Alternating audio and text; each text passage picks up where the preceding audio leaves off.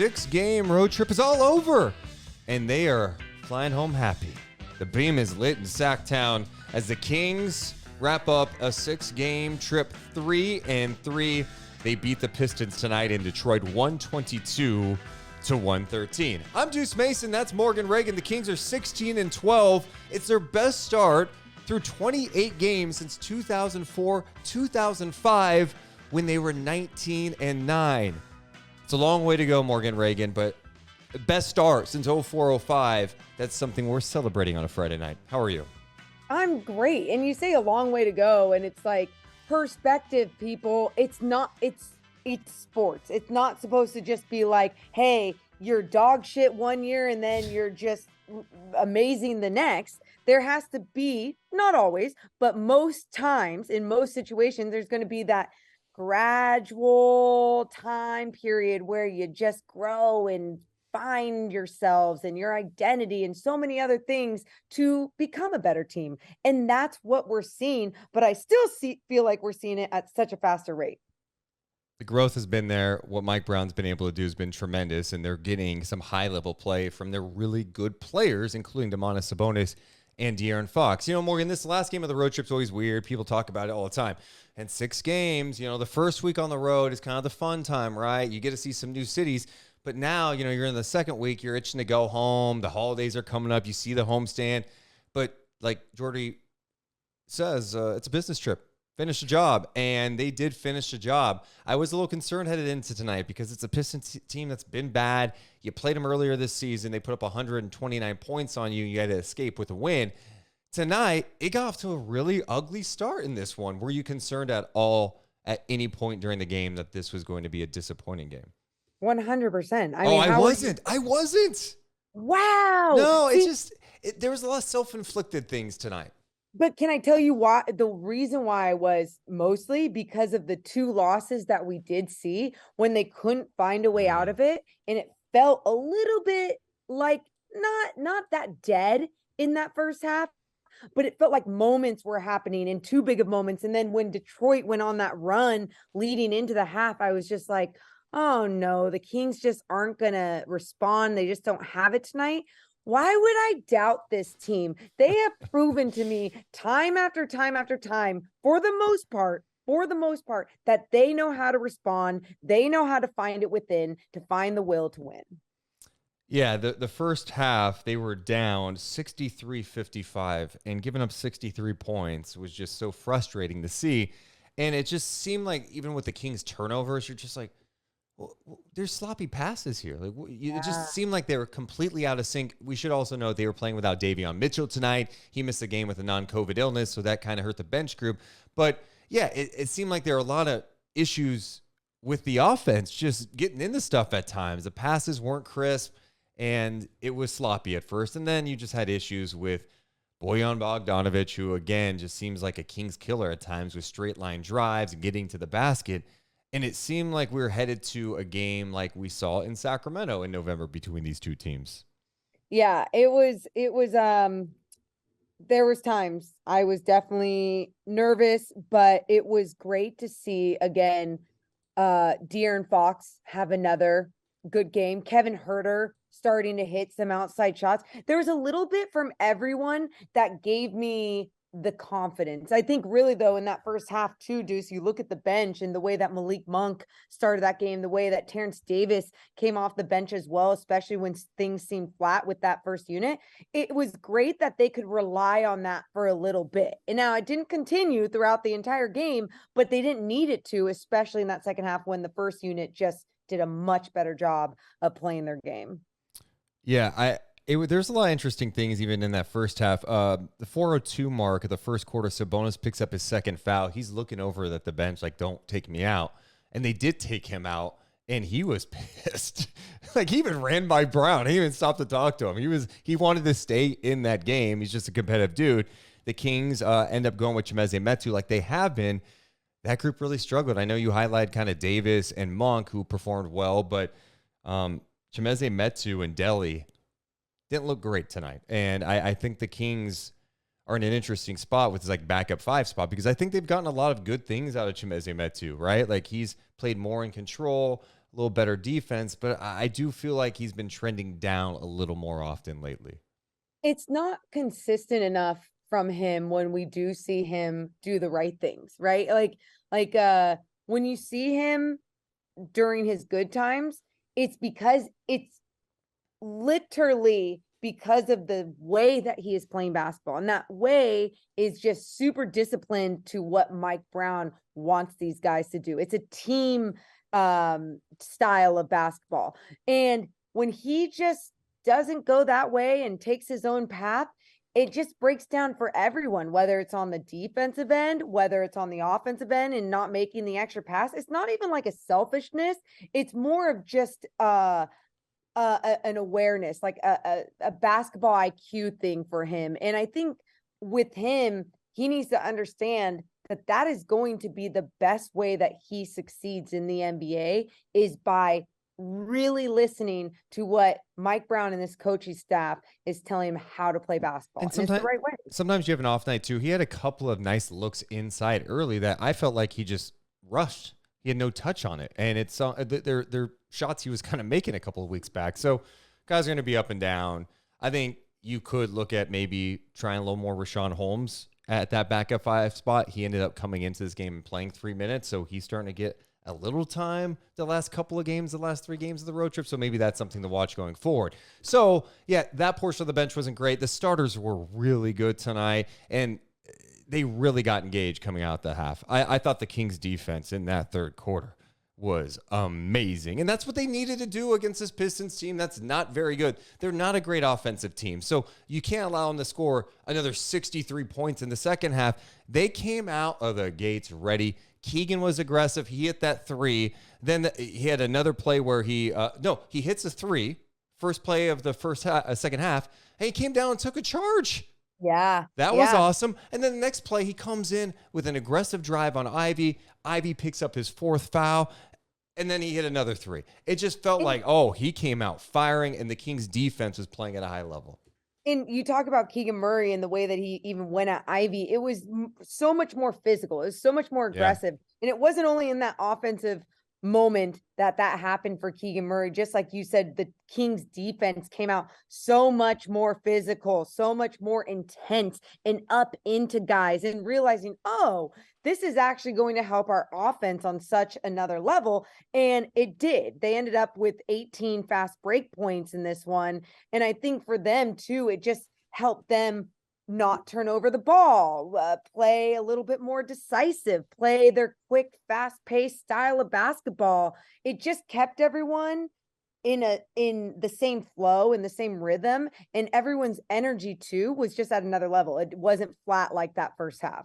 Yeah, I thought Keegan was really good today. And there's just, there's little things in a game you watch him where you just want him to be a little more aggressive. You mentioned that take on the smaller Jay and Ivy. That was great. He also had a take on Duren where I know Duren's long and he's athletic, but I feel like on some of these drives, he needs to go into guys a little more. I think so many times he tries to go up with a soft little floater or whatever you want to call it, and it's like they're going to get a piece of that. And that happened to him tonight. Deuce, but that's exactly what I was saying. And that's why in that third quarter, when he had that moment, he's like, I'm going to go through this body. I'm going to play through this body. I'm not going to look for the foul. I'm also not going to look for the finger roll. I'm going to effing get to the rack. That's what he needs to do more and more of. We have to remind ourselves he's a rookie but that part of his game needs to come more consistently because that is where he will become a really good player. Yeah. And tonight, he gives you 20 points, which was huge. On 7 of 13, he hit 4 of 6 from 3, 2 of 2 from the free throw line for him, and he ended up playing 35 minutes. So he's starting to play more. He's starting to play better, more consistent. You're seeing the growth after, that 3-week plus stretch where he was in a major funk. So that was super awesome to see Keegan Murray do that. I know you guys talked to him after the game too. I thought it was an interesting clip. I know Morgan's not going to be able to hear this, but I'll play it on our end. Keegan was asked about the chemistry of this team and how it's really helped him. About 30 games in now, ups and downs of the season happen. Obviously, you're a rookie and you're starting to learn that. Are you having fun? Yeah. I mean, the locker room's just great energy. Being on the road, I wouldn't want to be anywhere else, to be honest. I feel like just these guys and this team chemistry is something that can't be beat. Yeah, you talk about the chemistry. How has that helped you through adversity, especially on this road trip? Yeah, I mean, I've gone through ups and downs. I mean, everyone knows that. So just the guys in the locker room, I know that I can rely on. They're the only people that I have to talk to keep me motivated, keep my head high. So props to them. And I know that they'll be by my side throughout the rest of the year. And I know, Morgan, on that last question, you were speaking more to the team's adversity, and he took it as like the adversity that he's faced. But the big picture is he's like, I wouldn't want to be anywhere else, which was kind of cool to hear. And I saw his dad tweet that out the other day, I think after that last win the other evening. And it was the same thing, just like how much they love being in Sacramento, how much they're so glad to be a part of this organization. And you know, it's great. It doesn't feel like that forced, like, hey, we're just really happy to be here kind of thing. It's a genuine, like, it feels good. And I want to be here. I like what's going on here. You can feel that vibe from everyone right now. Yeah, it's been really good to see. It's good to see him playing well right now. And that was a huge sign tonight that the Kings he's heading in the right direction. The Kings are playing some good basketball at 16-12. Next guys we got to talk about, Morgan. What more can we say about these two the last couple of games? For Sabonis, it's putting it together, but Sabonis and Fox, great tonight. Sabonis, 23 points, 13 rebounds, 7 assists, 2 steals. Those 23 points came on 9 of 11 shooting. He was 5 of 7 from the free throw line. It's his 4th straight 20-10-5 game. The last Kings player to do that was Chris Webber in 2005. Dude, it's on another level, just shy of another triple-double with his 7 assists. And the way that he's doing everything, not only on his stat line, it's obviously incredible. We talked a little bit about how on NBA.com, they had a piece about their top 10 MVP candidates right now. Just in the discussion, they had Domas Sabonis in their honorable mention, which I thought was really cool that he was even in that mention, because I think when we talk all-star, yeah, you put him in the conversation, not only with what he's doing with his numbers. Stop. What? He's not in the conversation. Sabonis is an all-star.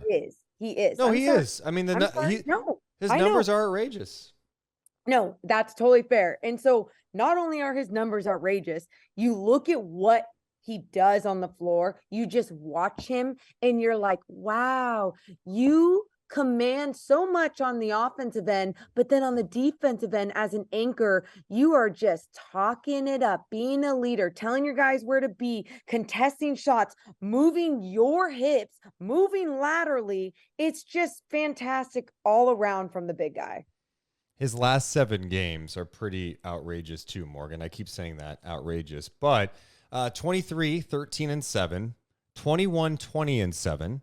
He had 22, 10, and 5, 20, 12, and 4, 18, 18, and 6, 23, 12, and 7, and then 11, 17, and 10.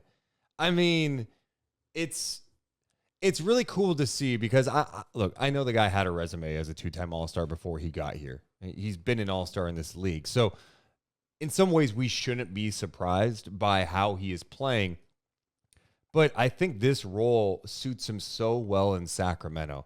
You got to remember, when he was in Indiana, he's playing the 4. And I think with him playing the 4, although he put up some great numbers in Indiana, did some nice things even with him there, I think he wasn't in the right position because he has to deal with defending 4s, right? And that would put him in a lot of tough situations. In Sacramento, he's playing the 5. They're running the offense through him. He makes everybody better.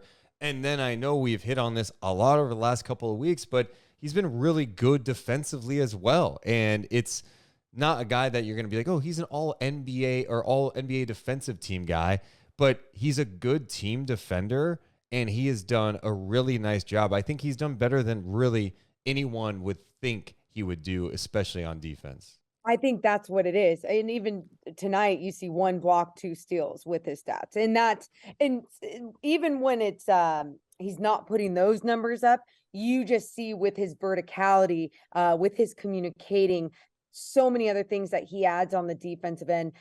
And then his rebounding, obviously his defensive rebounding, and how that affects what other teams are trying to accomplish, especially when they're really good teams at second chance opportunities or with their offensive boards. And I just love that we can talk about him dominating so many different categories. He's truly taking such a leap in his game on the defensive end, which I think has only elevated his game on the offensive end. I see Kenneth in the chat saying too many minutes, Sabonis will wear down.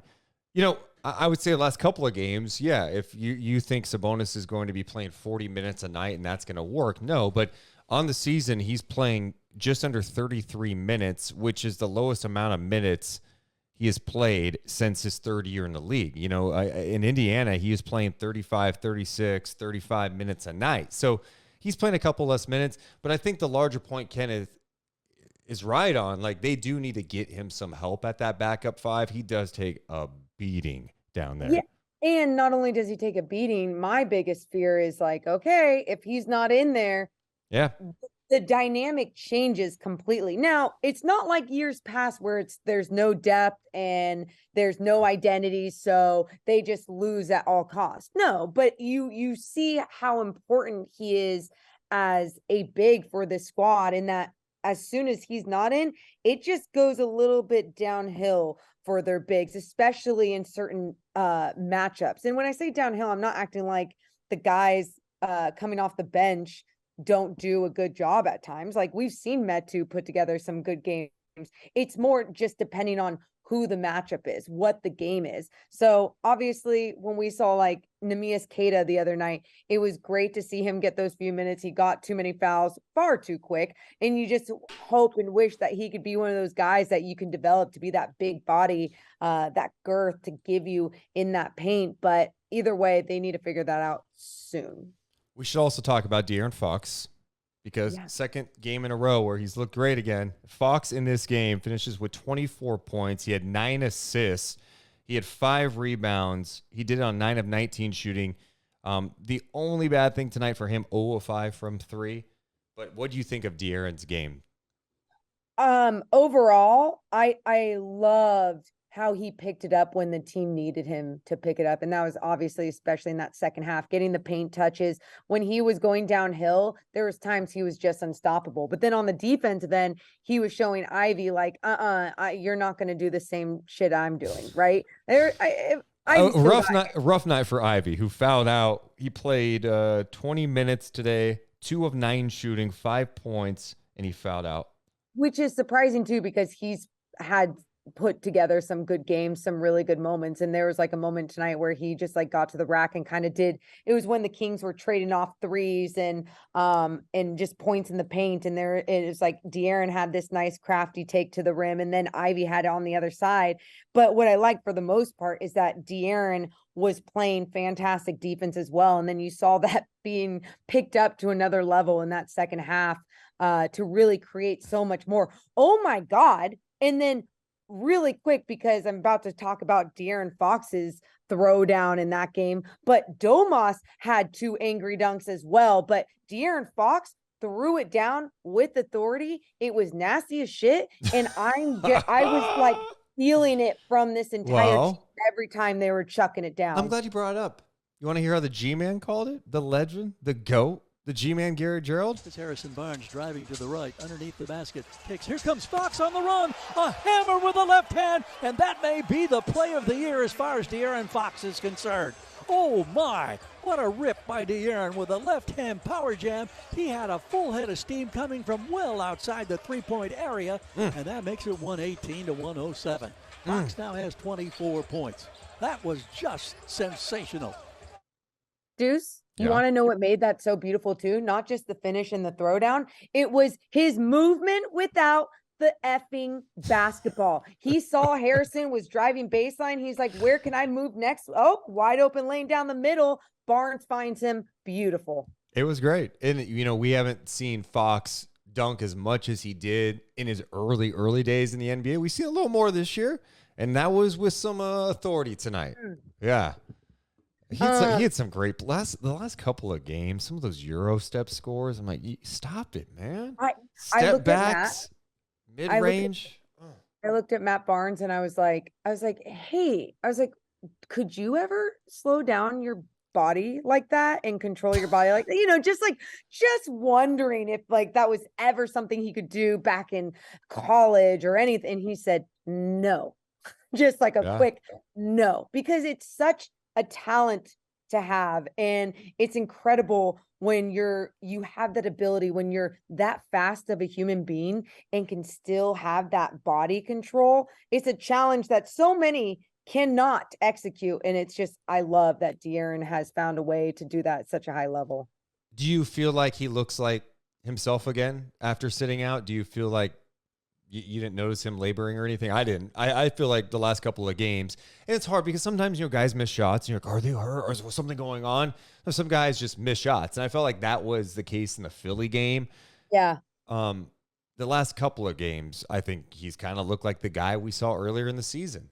I feel like if anything, he looks like that with a little bit more of a banged up body. And that's what it should be at this point, right? Like you are taking a toll on your body if you're playing basketball pretty much the right way. And by saying that, I think some people are going to argue back with me and be like, no, if you're playing basketball the right way, you should learn how to fall, learn how to go up into guys so you're not getting hurt. I totally understand that. But there's going to be times when you are playing at such a physical level that there's going to be no way that you don't take a toll on your body. Starters played heavy minutes tonight, except for Herter, who in his first game back after sitting out with a sore ankle, gave the Kings 13 points, 4 assists. He was 5 of 9 shooting, 3 of 6 from 3 in 29 minutes. But, I mean, everyone else, like Fox played 39 minutes tonight. Sabonis played heavy minutes, just under 41 minutes. Keegan played 35. Barnes played 36. We got to talk about HB because he was nice tonight. So hard to tell. Here's a steal by Barnes. Knocked it away from Bogdanovich. He drives. He slows. Goes reverse and scores. Left to right. Great play defensively by Harrison Barnes, who now has 15. And that 16th turnover by Detroit has now resulted in 14 Sacramento points. Wayne Casey has called timeout. HB, 19 points, 7 rebounds, 3 steals, 2 dimes, 5 of 9 shooting, 3 of 4 from downtown. He's been really good. He's starting to really put some games together. And every time he plays well, it seems like the Kings win. I couldn't wait until we started talking about him because you're right. It's not only when he's playing well, but I feel like we talk about how strong Sabonis is. Harrison Barnes looks stronger and stronger to me. The way that he's especially playing that power forward position when they needed him to battle down low with guys from Detroit when Keegan was having, some troubles with just like his body size and everything. HB makes guys think twice when he's playing defense. And then on the offensive end, his ability to not only stretch the floor. Holy shit. He looks so strong. We just put a picture up tonight of a shirtless Harrison Barnes that caught Morgan's attention because for the second consecutive game, he got the DPOG, Defensive Player of the Game. And I'm so glad you're showing that because that's exactly what we were talking about just now. Obviously, the way that he was just in the paint against Stewart, against Duren, it was like he is just a muscly, strong human being. Oh my God, I love this team photo as well in the locker room. But you look at the way that he rebounds too. It's not just his strength, it's his timing. It's his understanding of where the ball is going to land and where he needs to be in position. Another fantastic job from HB. It's why I said before the season, this whole notion that you have to trade Harrison Barnes is ridiculous. I felt like that going into the season, he was going to play such a better role that was probably going to lead to him being more productive. Think about how much was on his shoulders the last few years, right?